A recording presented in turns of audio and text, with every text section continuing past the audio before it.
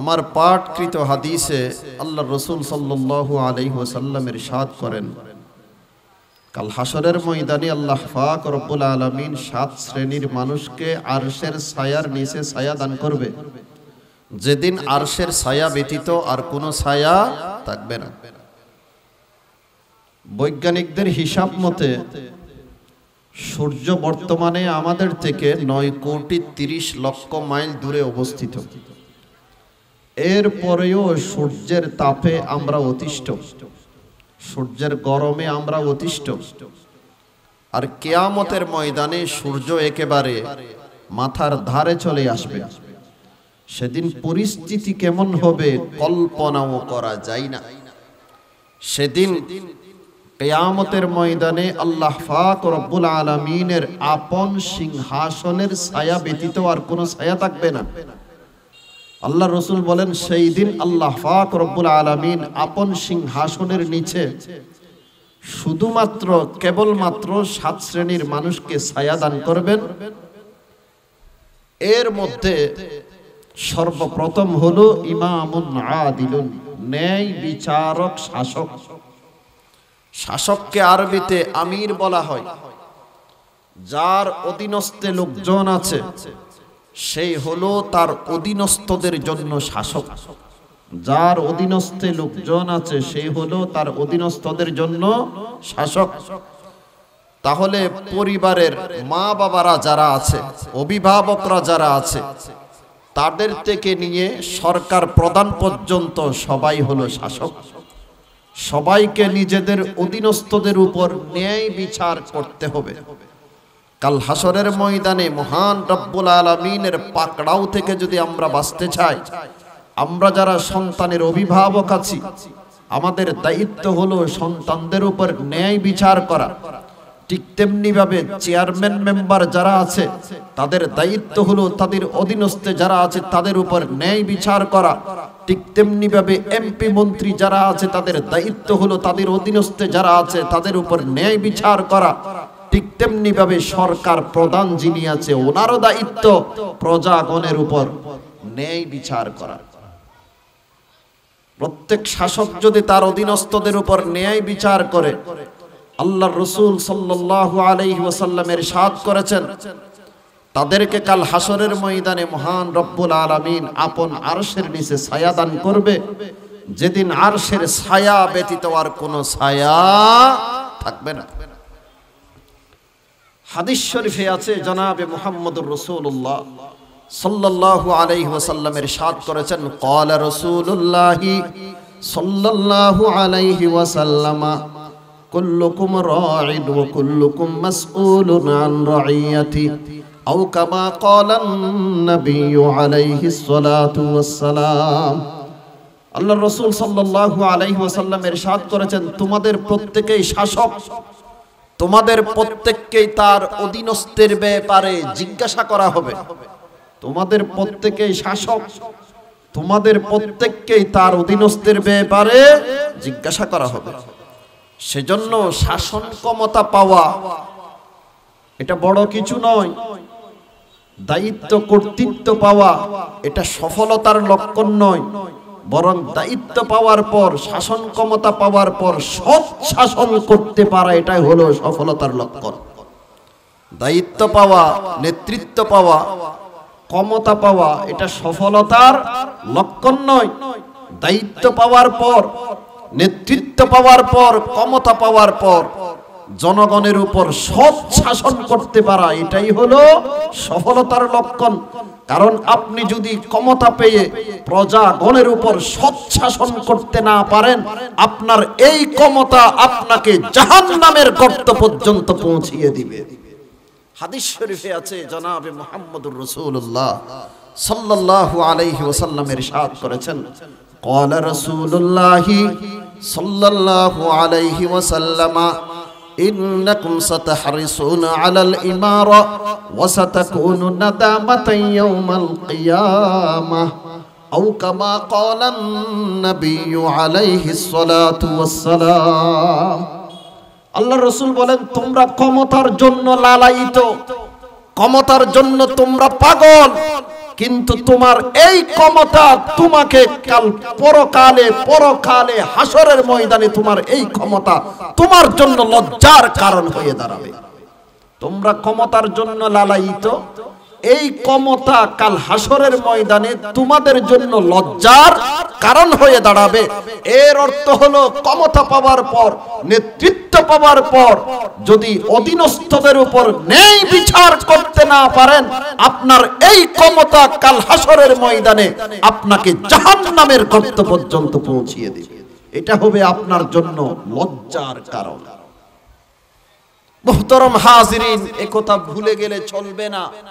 আল্লাহ পাক রব্বুল আলামিন জালেমদেরকে ছাড় দেন, ছেড়ে দেন না। আল্লাহ জালেমদেরকে ছাড় দেন, ছেড়ে দেন না।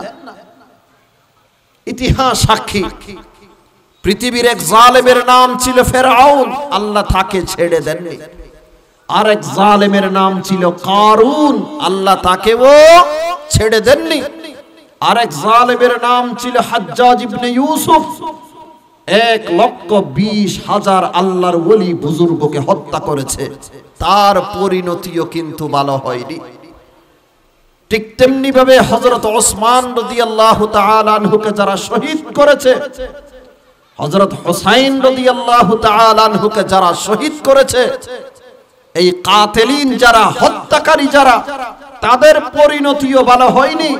কাউকে আল্লাহ পাগল করে দিয়েছে, কাউকে আল্লাহ দুরারোগ্য বেদি দিয়ে আক্রান্ত করে মেরেছে। তাহলে ইতিহাস সাক্ষী, জুলুম নির্যাতন এটার পরিণাম খুব ভয়াবহ। আল্লাহ জালেমদেরকে ছাড় দেন, ছেড়ে দেন না। এই পৃথিবীতে যারা প্রতাপশালী রাজা বাদশা আছে, তাদেরকে বলে দিতে চাই, আপনারা যদি আপনাদের প্রজাগণের উপর জুলুম নির্যাতনের স্টিম রোলার চালান, তাহলে আপনাদের পরিণতিও ভালো হবে না। আল্লাহ রাসূল বলেন, 7 শ্রেণীর মানুষকে আল্লাহ পাক রব্বুল আলামিন কাল হাসরের ময়দানে আরশের নিচে ছায়া দান করবে।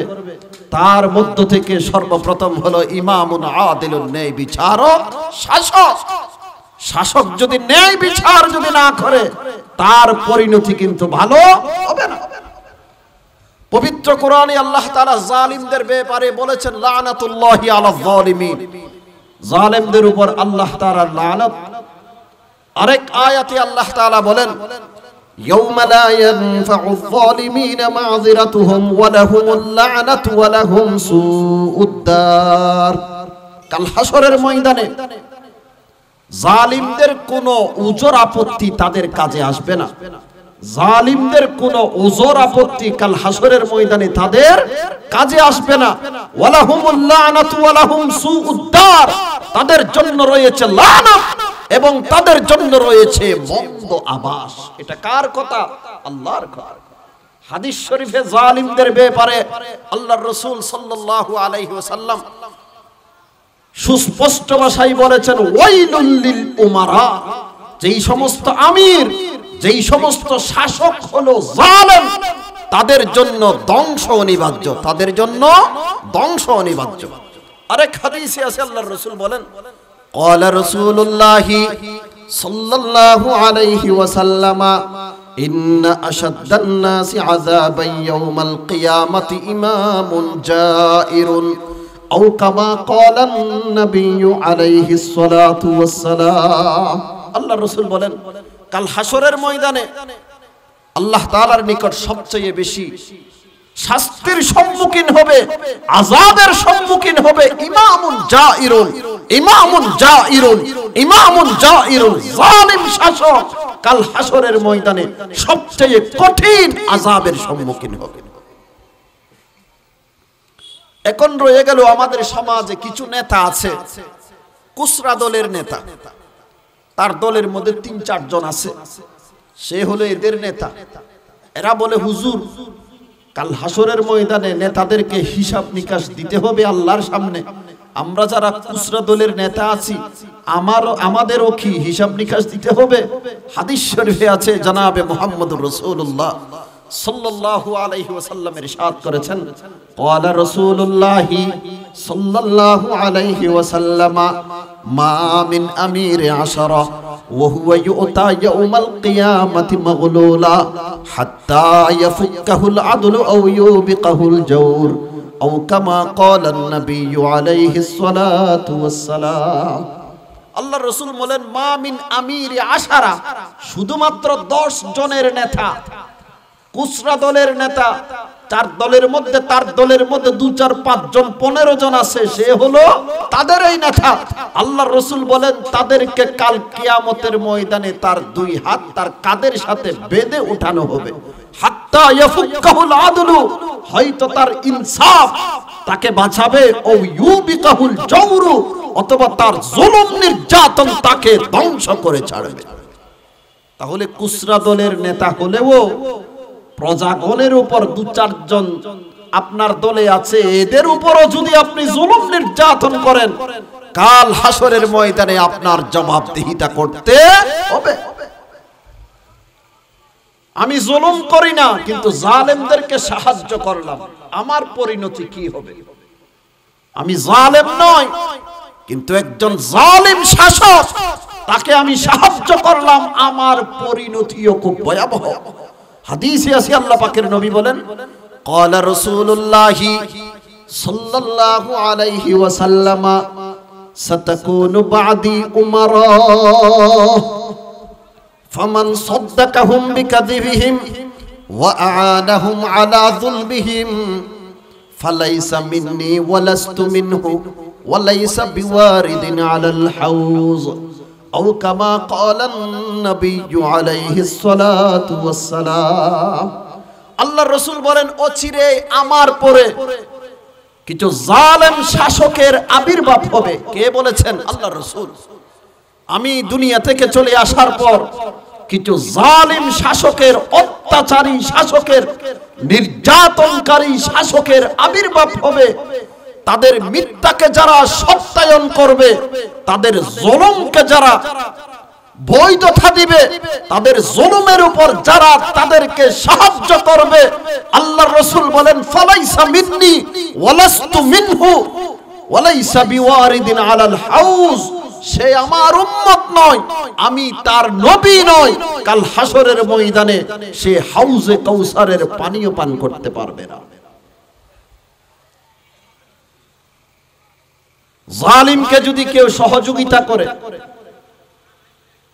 তাদের জুলুমকে যদি কেউ বৈধতা দেয়, আল্লাহর রাসূল সুস্পষ্ট ভাষায় বলেছেন ওই সাহায্যকারী আমার উম্মত নয়, আমি তার নবী নয়, এবং সে কাল হাসরের ময়দানে হাউজে কাউসারের পানীয় পান করতে পারবে না। আল্লাহ পৃথিবীর শাসকগণকে ন্যায় বিচারক শাসক হওয়ার তৌফিক নসিব করুন। আল্লাহর রাসূল বলেন কাল হাসরের ময়দানে 7 শ্রেণীর মানুষকে আল্লাহ পাক রব্বুল আলামিন আরশের নিচে ছায়া দান করবে, যেদিন আরশের ছায়া ব্যতীত আর কোনো ছায়া থাকবে না। প্রথম নাম্বার হলো ন্যায় বিচারক শাসক, আর দ্বিতীয় নাম্বার হলো ওয়াশাবুন নাশা ফি ইবাদাতিল্লাহ, যেই যুবক তার যৌবন কালটাকে আল্লাহর ইবাদতে ব্যয় করেছে, যেই যুবক তার যৌবন কালটাকে আল্লাহর ইবাদতে ব্যয় করেছে, সেই যুবককেও আল্লাহ পাক রব্বুল আলামিন আপন আরশের নিচে ছায়া দান করবে কাল হাসরের ময়দানে, যেদিন আরশের ছায়া ব্যতীত আর কোনো ছায়া থাকবে না।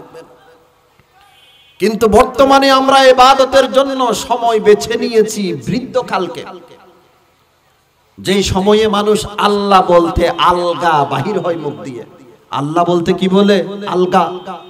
দাঁড়াইলে বসতে পারে না, বসলে দাঁড়াইতে পারে না, কোমরে ব্যথা, ঘাড়ে ব্যথা, শুইলে উঠতে পারে না। ওই সময়টাকে আমরা বেছে নিয়েছি ইবাদতের জন্য।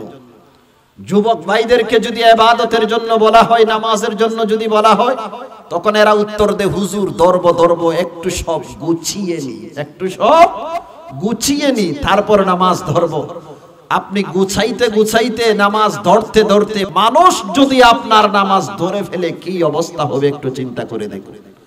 আমার যুবক ভাইয়েরা, আপনি যে বলতেছেন ধরব, আজকে রাত্রে যদি আপনার মৃত্যু চলে আসে, আগামীকাল 10টায় তো আপনার জানাজা হয়ে যাবে, তাহলে আপনি নামাজ ধরার আগে আগে এলাকার পাবলিকরা তো আপনার নামাজ ধরিয়ে ফেলেছে।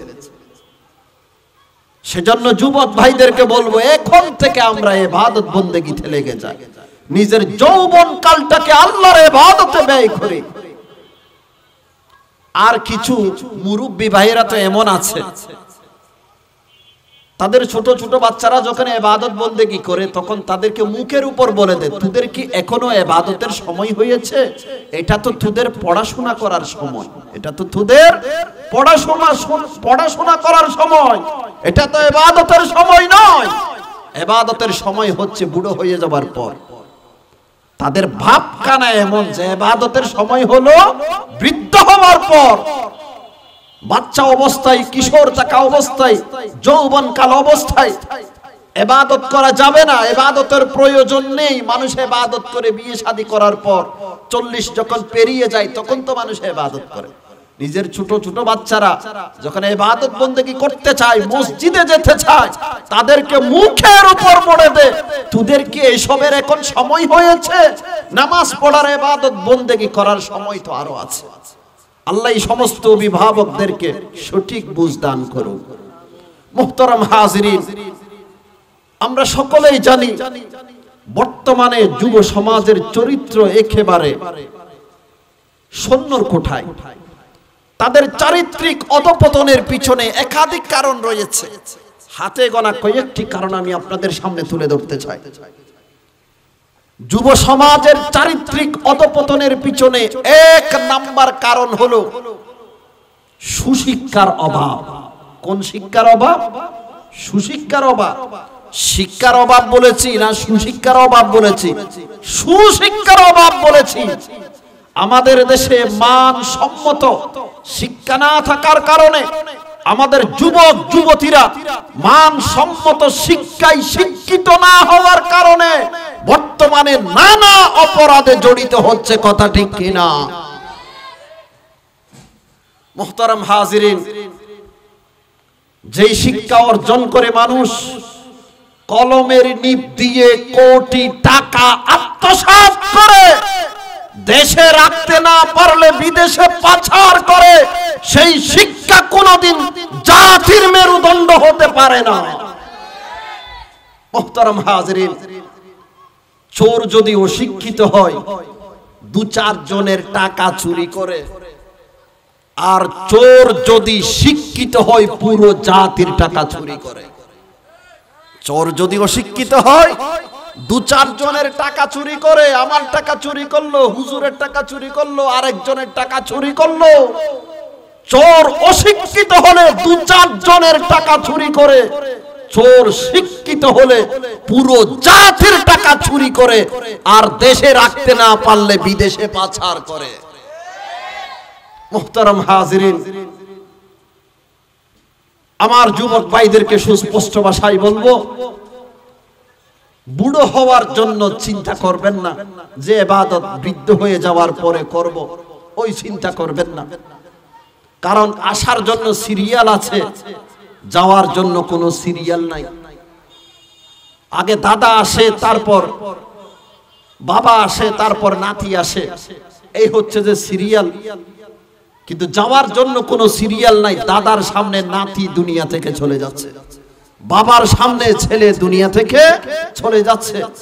আসার 9 মাস আগেও মানুষ জানতে পারে অমুকের ঘরে একটা সন্তান দুনিয়াতে আসবে, কিন্তু যাওয়ার 1 মিনিট আগেও কেউ জানে না যে 1 মিনিট পরে আমার মৃত্যু হবে। সেজন্য আমার যুবক ভাইয়েরা নিজের যৌবন কালটাকে আল্লাহর ইবাদতে ব্যয় করুন।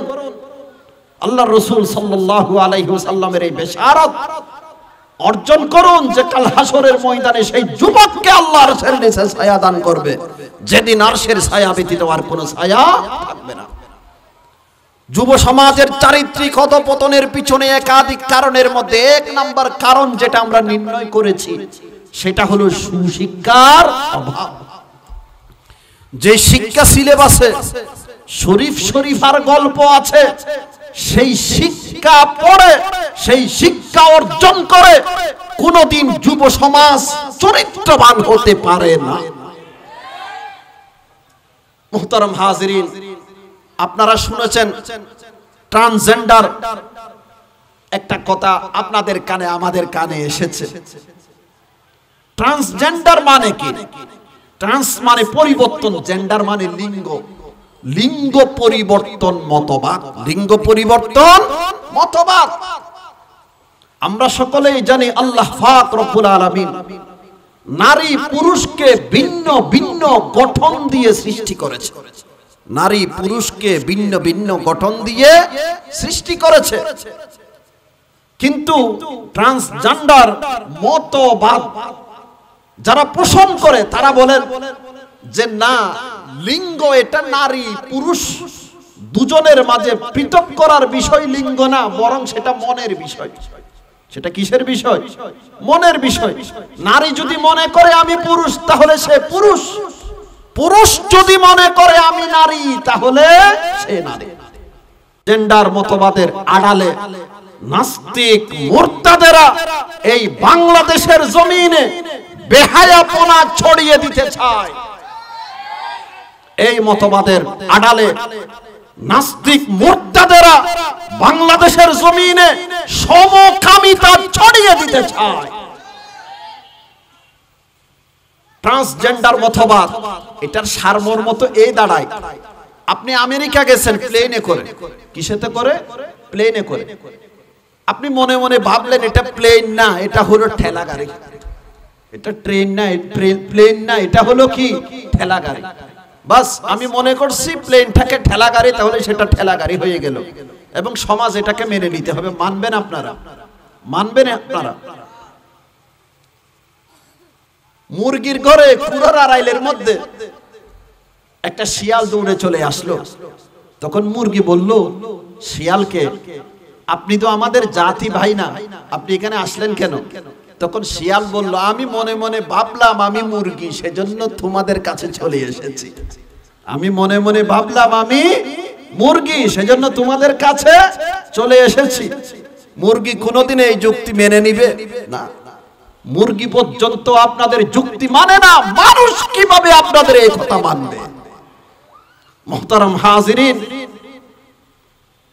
ট্রান্সজেন্ডার মতবাদ বাংলাদেশে যদি বাস্তবায়ন হয়, এই বাংলাদেশের জমিনে মানুষ মানুষ থাকবে না, মানুষের চরিত্র পশুর চরিত্রে পরিণত হয়ে যাবে। তাওহীদি জনতার অন্তরে এক ফোঁটা রক্ত থাকতে ট্রান্সজেন্ডার মতবাদ এই বাংলাদেশের জমিনে বাস্তবায়ন করতে দেওয়া হবে না। মুহতারাম হাজিরিন, যুব সমাজের চারিত্রিক অধঃপতনের পিছনে একাধিক কারণের মধ্যে এক নাম্বার কারণ হলো সুশিক্ষার অভাব।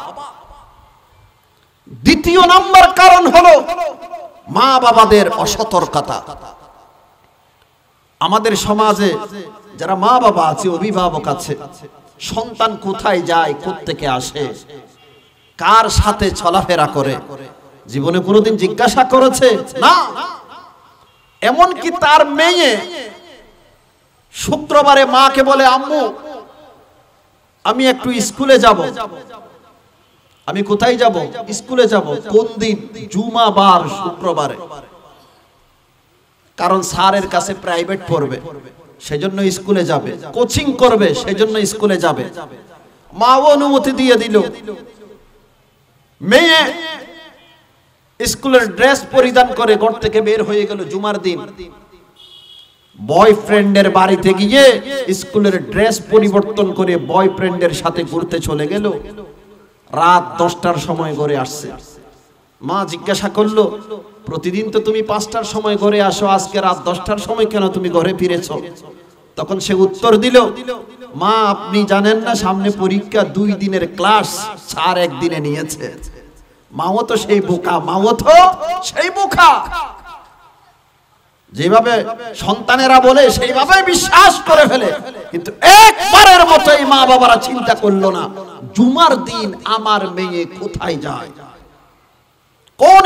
কোন স্কুলে পড়াশোনা করতে যায়, কোন টিচারের কাছে পড়াশোনা করতে যায়, কার কাছে প্রাইভেট পড়তে যায়, কোথায় কোচিং করতে যায়, তার সাথে কে কে আছে, জীবনে কোনোদিন জিজ্ঞাসা করে নাই। টাকা চাইলে টাকা দে, মোবাইল চাইলে মোবাইল দে, ল্যাপটপ চাইলে ল্যাপটপ দে। কথা ঠিক কিনা? আজকে আমাদের অসতর্কতার কারণে আমাদের যুবক যুবতীরা ধ্বংস হয়ে যাচ্ছে। হাদিসে আছে আল্লাহ পাকের নবী বলেন, ক্বালা রাসূলুল্লাহি সাল্লাল্লাহু আলাইহি ওয়াসাল্লাম, আল মারউ আলা দীনি খলিলি ফালয়ানযুর আহাদুকুম মান ইউখালিল আও কামা ক্বালা নবী আলাইহিস সালাতু ওয়াস সালাম। আল্লাহ রাসূল বলেন, মানুষ তার বন্ধুর ধর্মের উপর থাকে। বন্ধু দ্বারা মানুষ প্রভাবিত হয়। বন্ধু যদি চোর হয় সেও চোর হবে, বন্ধু যদি ডাকাত হয় সেও ডাকাত হবে, আর বন্ধু যদি ভালো হয় তাহলে সেও ভালো হবে। সেজন্য বন্ধু বানানোর পূর্বে একটু জাস্টিফাই করবেন, যাচাই বাছাই করবেন বন্ধুটা কেমন। আল্লাহ রাসূল বলেন, ফালয়ানদুর আহাদুকুম মান ইউখালিল, কাকে বন্ধু বানাবে বন্ধু বানানোর পূর্বে একটু চিন্তা গবেষণা করে দেখবে, চিন্তা ফিকির করে দেখবে। মুহতারাম হাজিরিন, আমরা সকলেই জানি সৎসঙ্গে স্বর্গবাস, অসৎসঙ্গে সর্বনাশ। এই কথা তো আমরা সকলেই জানি, কিন্তু আমাদের সন্তানের ব্যাপারে এই কথাটাকে আমরা প্রয়োগ করি না, বাস্তবায়ন করি না। যারা অভিভাবকরা এখানে আছেন, আমি আপনাদের কাছে অনুরোধ করব, সন্তানের ব্যাপারে একটু সচেতন হবেন, এলার্ট হবেন। এরা কোথায় যায়, কোত্থেকে আসে, কার সাথে চলাফেরা করে। যদি কোনো খারাপ বন্ধুদের সাথে চলাফেরা করে, সন্তানদেরকে বুঝিয়ে বুঝিয়ে এদেরকে আলোক করতে হবে, পৃথক করতে হবে, অন্যথায় আপনার সন্তানের উজ্জ্বল ভবিষ্যৎ ধ্বংস হয়ে যাবে। যুব সমাজের চারিত্রিক অধপতনের পিছনে আরেকটি কারণ হলো প্রযুক্তির অপব্যবহার। আমি একথা বলছি না যে প্রযুক্তি আমাদেরকে ধ্বংস করে দিয়েছে একেবারে, একথা আমি বলছি না, বা প্রযুক্তির আমি দুর্নামও করছি না। প্রযুক্তি আমাদেরকে অনেক কিছু দিয়েছে। মাইক্রোফোন, এটা প্রযুক্তির অবদান, লাইট প্রযুক্তির অবদান, কিন্তু প্রযুক্তির অপব্যবহারে আমরাই ধ্বংস হয়ে গেছি। এই ক্ষেত্রে প্রযুক্তির কোনো দোষ নেই, এই ক্ষেত্রে প্রযুক্তির কোনো দোষ নেই। দোষ আমাদের, আমাদের অসৎ আচরণের কারণে, অপব্যবহারের কারণে আমরা ধ্বংস হয়ে যাচ্ছি। উদাহরণস্বরূপ, একটা তরবারি আপনার হাতে দিলাম, তরবারি দিয়ে আপনি মানুষও জবে করলেন, গরুও জবে করলেন। গরু জবে করা হালাল, কিন্তু মানুষ জবে করা হারাম। তরবারি তো একটাই, একই তরবারি দিয়ে আপনি গরু জবে করলেন, একই তরবারি দিয়ে আপনি মানুষ জবে করলেন। একটা হালাল আর একটা হলো হারাম। এই ক্ষেত্রে কি তরবারির কোনো দোষ আছে? নাই। দোষ কার? আমার দোষ। আমার অসৎ ব্যবহারের কারণে, অপব্যবহারের কারণে আমি হারাম কাজে লিপ্ত হয়েছি। কথা ঠিক কিনা? ঠিক তেমনি ভাবে টেকনোলজি, প্রযুক্তি, এগুলোর কোনো দোষ নেই, দোষ আমাদের। আমাদের অপব্যবহারের কারণে আমরাই ধ্বংস হয়ে যাচ্ছি। আপনার কাছে অ্যান্ড্রয়েড মোবাইল ফোন আছে, টাচ মোবাইল আছে, আপনি ইন্টারনেটের মাধ্যমে বিনোদনের নাম দিয়ে ব্লু ফিল্ম দেখতেছেন, নগ্ন ছবি, অশ্লীল ছবি, পর্ণ ছবি, এগুলো আপনি দেখতেছেন। বলুন তো, আপনি মোবাইলের সঠিক ব্যবহার করেছেন না অপব্যবহার করেছেন? অপব্যবহার করেছেন। মোবাইলের মাধ্যমে একজন বেগানা নারীর সাথে ঘন্টার পর ঘন্টা আপনি আপত্তিকর কথা বলেছেন। বলুন তো, আপনি মোবাইলের সঠিক ব্যবহার করেছেন না অপব্যবহার করেছেন? অপব্যবহার করেছেন। ক্যামেরা, প্রযুক্তির অবদান। আপনি স্কুল, কলেজ, ইউনিভার্সিটিতে পড়াশোনা করেন, এক মেয়ের সাথে আপনার সম্পর্ক হয়েছে, এই সম্পর্ক গড়াতে গড়াতে জিনা বেবিচার পর্যন্ত পৌঁছে গেছে। আপনি জিনা বেবিচার করলেন, নাউযুবিল্লাহি মিন যালিক। মোবাইলের মাধ্যমে সেটা সেভ করে রেখেছেন, ভিডিও করে রেখেছেন। পরবর্তীতে মেয়ে যখন আপনাকে সম্মতি প্রকাশ করলো না, তখন আপনি মেয়েকে ভয় দেখাচ্ছেন, আগের সব কিছু কিন্তু ভিডিও করা আছে, তুমি যদি সম্মতি প্রকাশ না করো, আগের ভিডিওটা আমি ফেসবুকে ছেড়ে দেব। এই লজ্জার ভয়ে এই মেয়ে মাসের পর মাস, বছরের পর বছর বয়ফ্রেন্ডের সাথে জিনা বেবিচার করে যাচ্ছে। মুহতারাম হাজিরিন, বলুন তো, আপনি ক্যামেরার সঠিক ব্যবহার করেছেন না অপব্যবহার করেছেন? অপব্যবহার করেছেন। সেজন্য বলছি প্রযুক্তির অপব্যবহারের কারণে আজকে আমাদের যুবক যুবতীরা ধ্বংস হয়ে যাচ্ছে। ঠিক তেমনি ভাবে আরেকটা কারণে আমাদের যুবক যুবতীরা ধ্বংস হয়ে যাচ্ছে, সেটা হলো মাদক দ্রব্য সেবন করা। মাদক কাকে বলে? আল্লামা ডক্টর ইউসুফ আল কারজাভী রাহিমাহুল্লাহ কিতাব রচনা করেছেন আল হালাল ওয়াল হারামু ফিল ইসলাম। ওই কিতাবের মধ্যে উনি লিখেছেন আল খামরু হিয়াল মাদ্দাতুল কুহুলিয়া আল্লাতী তুহদিসুল ইসকার। এমন অ্যালকোহলীয় পদার্থ যা পান করলে মানুষ নেশাগ্রস্ত হয়, তার নাম হলো মাদক। সাহাবী রাসূল হযরত ওমর ফারুক রাদিয়াল্লাহু তাআলা আনহু আল্লাহর রাসূলের মিম্বরের উপর দাঁড়িয়ে ঘোষণা দিয়েছেন আল খামরু মা খামারাল আকল। মাদক সেই দ্রব্যের নাম যে দ্রব্য পান করলে মানুষের আকল বিবেক বুদ্ধি বিকৃত হয়ে যায়, তার নাম হলো মাদক। আরবিতে তাকে বলা হয় খামর। হাসান বসরি রহমতুল্লাহি আলাইহি বিশিষ্ট তাবিঈ, উনি বলেন দুনিয়াতে যদি মানুষের বিবেক বুদ্ধি বেচা কিনা হতো, এই পৃথিবীতে সবচেয়ে অমূল্য সম্পদ হতো মানুষের বিবেক। কিন্তু দুঃখজনক হলেও সত্য, বর্তমানে আমাদের যুবকরা 50 টাকার মদ পান করে, 100 টাকার মদ পান করে, 200 টাকার মদ পান করে, 500 টাকা দিয়ে মদ পান করে নিজেদের অমূল্য সম্পদ বিবেকটাকে দিনের পর দিন রাতের পর রাত ধ্বংস করে যাচ্ছে। আমাদের যুবক ভাইয়েরা অনেক সময় আমাদের কাছে প্রশ্ন করে, হুজুর আমরা দেশীয় মদ পান করি না, ভালো ব্র্যান্ডের মদ পান করি, সেটা না জায়েজ হবে কেন? এই প্রশ্ন আজ থেকে 1400 বছর পূর্বে আমাদের নবী জনাবে মুহাম্মদ রাসূলুল্লাহ সাল্লাল্লাহু আলাইহি ওয়াসাল্লামের সামনে করা হয়েছিল।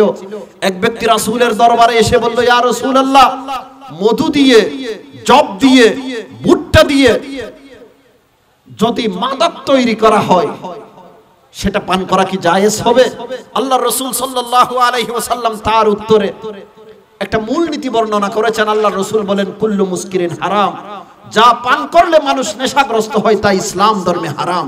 আপনি কি দিয়ে তৈরি করেছেন সেটা দেখার বিষয় নয়।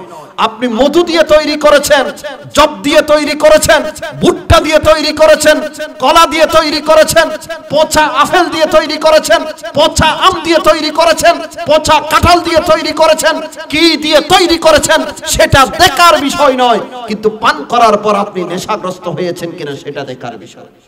যদি পান করার পর আপনি নেশাগ্রস্ত হন, সেটাকে আরবিতে বলা হয় খামর, মাদক। সেটা ইসলাম ধর্মে কিয়ামত পর্যন্তর জন্য হারাম।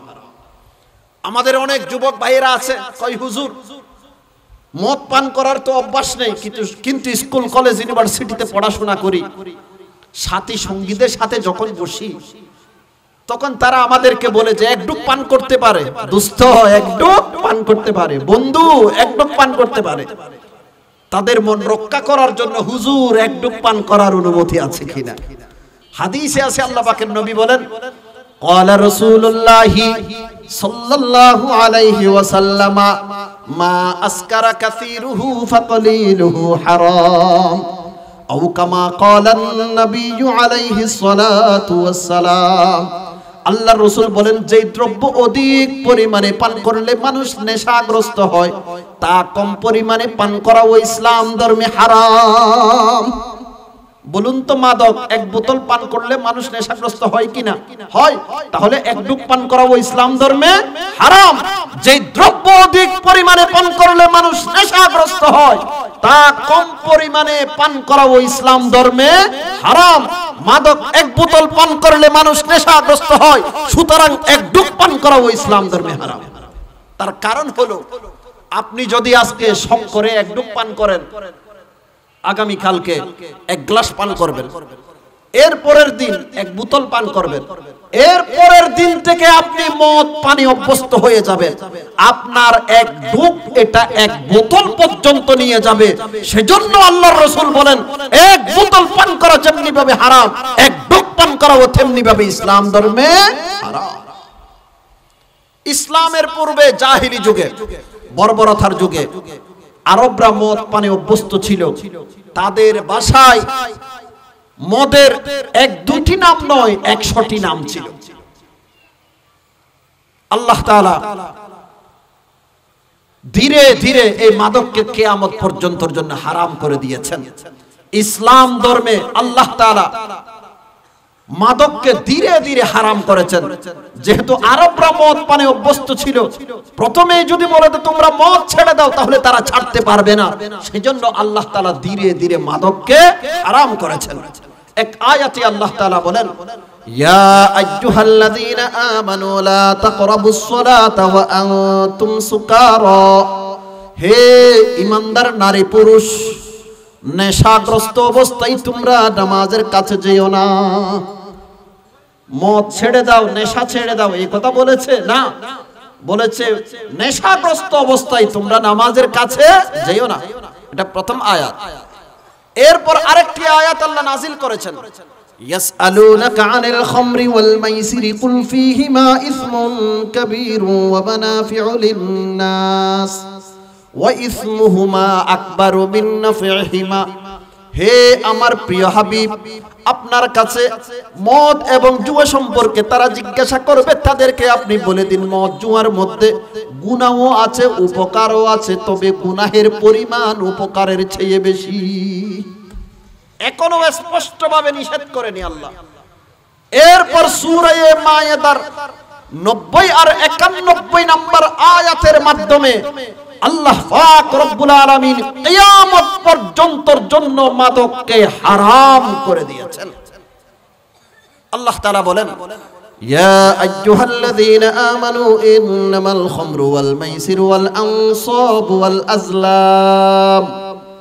ওয়াল আজলামু রিজসুম মিন আমালিশ শাইতানি ফাজতানিবুহু লাআল্লাকুম তুফলিহুন। إنما يريد الشيطان أن يوقع بينكم العداوة والبغضاء في الخمر والميسر ويصدكم عن ذكر الله وعن الصلاة فهل أنتم منتهون। আল্লাহ পাক রব্বুল আলামিনের ইরশাদ করেছেন, হে ঈমানদার নারী পুরুষ, মদ, জুয়া, লটারি, প্রতিমা এগুলো হলো নাপাক, এগুলো হলো শয়তানের কাজ। এগুলো থেকে তোমরা বেঁচে থাকো। এগুলো থেকে যদি তোমরা বেঁচে থাকতে পারো তাহলে তোমরা সফল কাম হবে। এরপর আল্লাহ বলেন, ইন্নামা ইউরিদুশ শাইতানু আন ইউকিআ বাইনাকুমুল আদাওয়াতা ওয়াল বাগদা ফিল খামরি ওয়াল মাইসির। মদ জুয়ার মাধ্যমে শয়তান মানুষের মাঝে হিংসা বিদ্বেষ সৃষ্টি করে দিতে চায়, নামাজ থেকে দূরে সরিয়ে রাখতে চায়, আল্লাহর জিকির থেকে দূরে সরিয়ে রাখতে চায়। মদ জুয়ার মধ্যে এত খারাপই থাকা সত্ত্বেও তোমরা কি এগুলো নিয়ে ব্যস্ত থাকবে? এগুলো থেকে কি ফিরে আসবে না?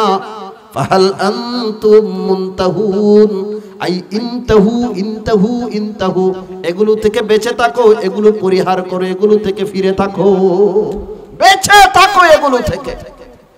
আল্লামা তিবি রহমতুল্লাহি আলাইহি মিশকাত শরীফের ব্যাখ্যাকারী কিতাব রচনা করেছেন আল কাশিফ আন হাকাইকিস সুনান, যেটা শরহুত তিবি হিসেবে প্রসিদ্ধ। মিশকাত শরীফের হাসিয়াতে লেখা আছে শরহুত তিবি, শরহুত তিবি, শরহুত তিবি। মূল কিতাবের নাম আল কাশিফ আন হাকাইকিস সুনান।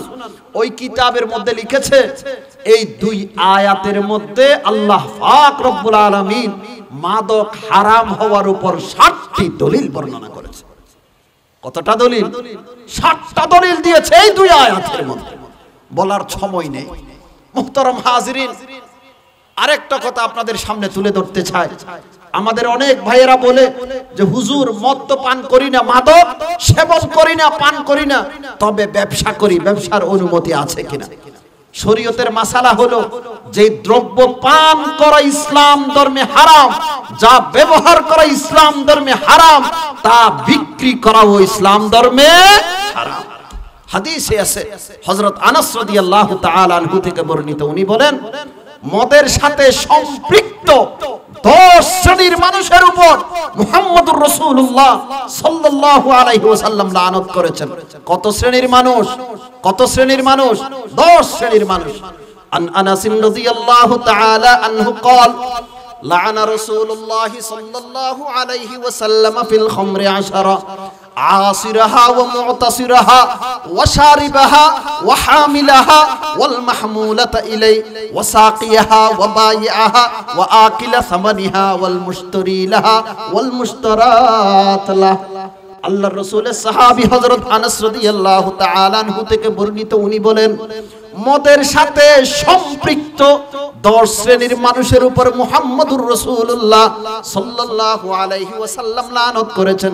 যে ব্যক্তি মদ উৎপাদন করে তার উপর বিশ্বনবীর লানত, যে ব্যক্তি মদ উৎপাদন করায় তার উপর বিশ্বনবীর লানত, যে ব্যক্তি মদ পান করে তার উপর বিশ্বনবীর লানত, যে ব্যক্তি মদ বহন করে নিয়ে যায়, গাড়িতে করে বহন করে নিয়ে যায় তার উপর বিশ্বনবীর লানত, যার কাছে বহন করে নিয়ে যাওয়া হয় তার উপর বিশ্বনবীর লানত, যে ব্যক্তি মদ পরিবেশন করে তার উপর বিশ্বনবীর লানত, ওয়া বাইআহা, যে ব্যক্তি মদের ব্যবসা করে বিজনেস করে তার উপর বিশ্বনবী মুহাম্মদুর রাসূলুল্লাহ সাল্লাল্লাহু আলাইহি ওয়াসাল্লামের লানত।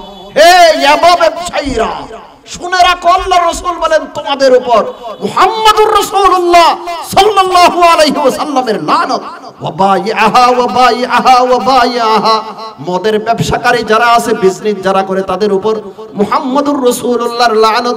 যেই ব্যক্তি মদের ব্যবসা করে টাকা উপার্জন করে ওই টাকা বক্ষণ করে তার উপর মুহাম্মদুর রাসূলুল্লাহর লানত।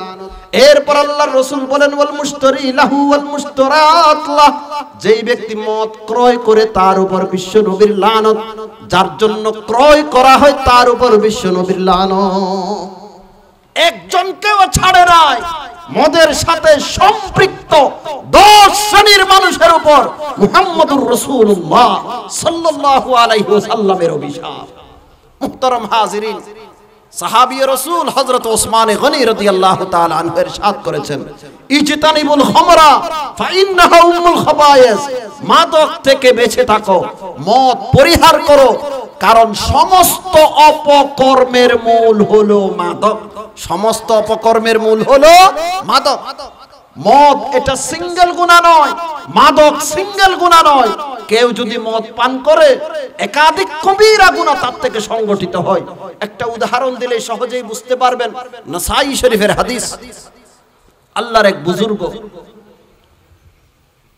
ওনার উপর এক বেশ্যা মহিলা আশিক হয়েছে। বুজুর্গকে বলল, হুজুর আপনি একটু আমার বাড়িতে আসেন, আপনার হাতে হাত দিয়ে আমি ইসলাম ধর্ম গ্রহণ করব। বুজুর্গ মানুষ সাধারণত একটু সাদা সিধা হয়। ওই মেয়ের কথা বুঝতে না পেরে বুজুর্গ মানুষ মেয়ের বাড়িতে গেল।